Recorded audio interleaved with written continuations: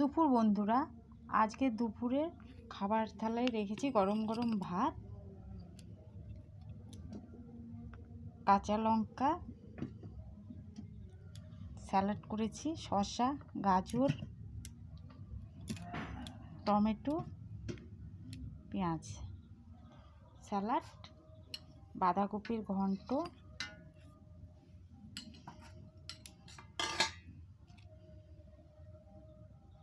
আর বাটিতে দেব মসুর ডাল, টমেটো দিয়ে করেছি।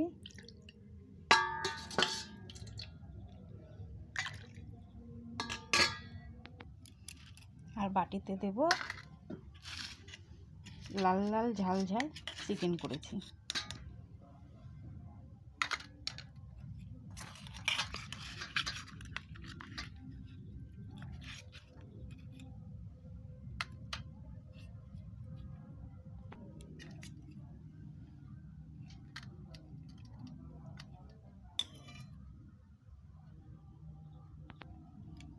বাটিতে চিকেন কষা দিয়ে দিয়েছি।